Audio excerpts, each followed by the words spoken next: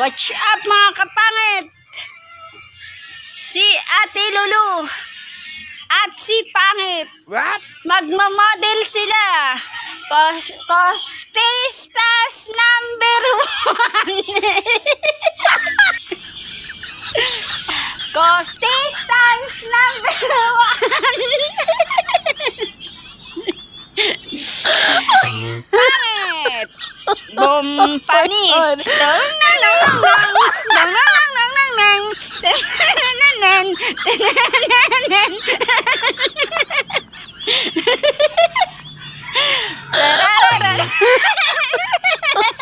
Oh my God.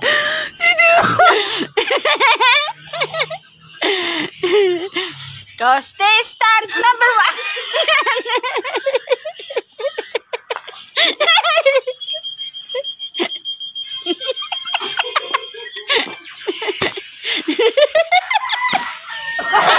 Contestants number 2. Ate Lolo! Tong nong nong nong nong. Tananininong, taning-ning-ning, tuning-uning-uning, taning-noning, taning-ning-ning-ning, tuning-noning. Kustisan number 2 yan. Yan po. Yan po. Kustisan number 2. Kustisan number 3. Yan oh.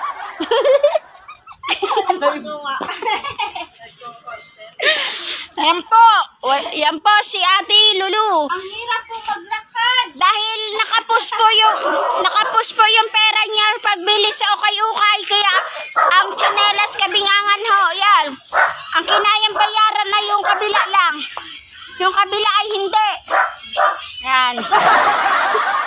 Yan po yung niluwal sa puno. Ito po.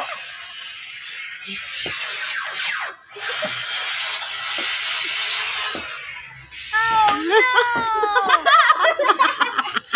Natanggal!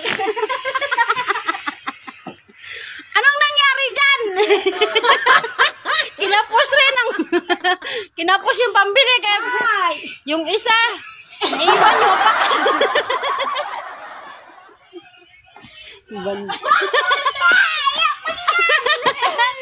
Ayaw ko niyan. Nasira agad. Ano? What happened to you? Ano nangyari? Patay na ba yun? Agay. Sayang yung 500,000 dito. Pagbili, talian yung dito. Oh no! Wait lang mga Tanggalin kapangit. mo yan isa. Mga kapangit. Hindi lang mantay ka ngayon. Yaginsan ka dyan. Mga kapangit. Tumba ka talaga dyan. May paraan ho yan. Mindset. Mindset. Mindset ho. What?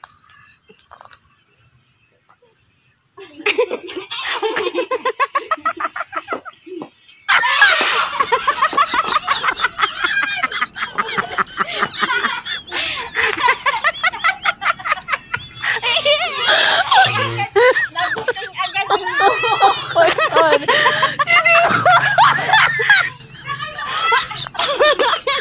Uy, kawawa si Mira. Sana. Oh my God. Yan po si Ate Pangit. Natanggal ang kanyang heels. Hindi lang po pala talaman to.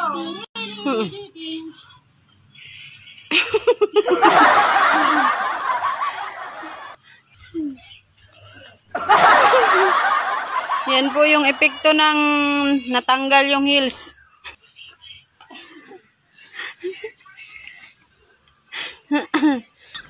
Ang galing na Ate Pangit sumayo ah.